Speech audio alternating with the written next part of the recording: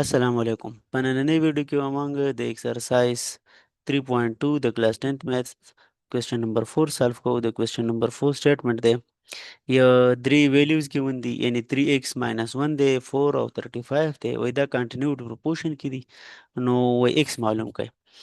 سیم لکه څنګه چې کوېسچن 3 و، نو موږ سولوشن سټارټ کوو. given that موږ سره given څه دي چې 3x minus 1 او بیا چې کوم دا 4 دی او 35 دی، دا پکې کنټینیوډ پروپورشنل کې دي. څه کې دي؟ کنټینیوډ پروپورشن. نو دا به موږ لیکلی شو we can write دا داسې لیکلی شو چې 3x minus 1 ratio 4 is proportional to 4 ratio 35 ځکه چې دا په کنټینیوډ کې دي. نو دا چې دوه ریشو په خپل منځ کې پروپورشن شو، نو موږ دا پروډکټ اف مین او پروډکټ اف ایکسټریم یوز کولی شو. یوزینګ پروډکټ اف مین is equal to product of extremes. نو ګورئ مین کم دی 4 او 4 دی، نو product of mean which is 4 multiply 4 is equal to extreme come the 35 او 3x minus 1 دی، نو 35 multiply 3x minus 1. ها 4 4 16 35 سره چې 3 ملټیپلای کی 3 5 15 او 105 به تیر راشي.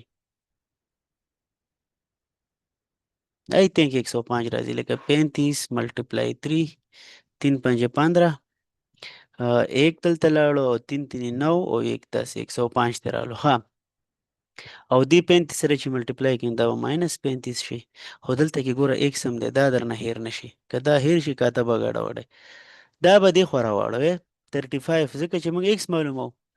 نو 16 دې پلو چې راوړو دا ماینس دی که نه، نو دا به پلس 35 شي او دې نه به راشي 105 ایکس.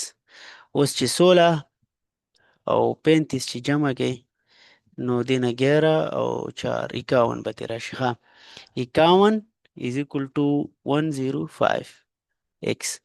اوس ماته صرف x پکار دی، دا 105 زه ختموم، دا لکه دې ځای نه ختموم، نو دا به څنګه ختموئ؟ 105x څنګه به ختموئ؟ ډیوایډ به کوئ په بوث سایډ باندې، ډیوایډ بوث سایډ بای په څه به ډیوایډ کوئ؟ په 105. نو 105 باندې چې ډیوایډ کوئ 51 divided by 105 is equal to 105 x divided by 105.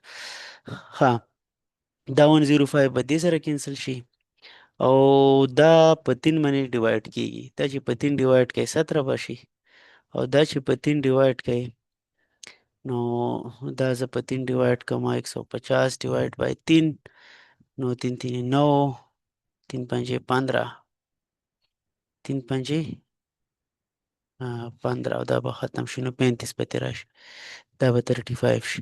نو فاینلی به موږ سره x سره راوځي، x به موږ سره راوځي 17 divided by 35.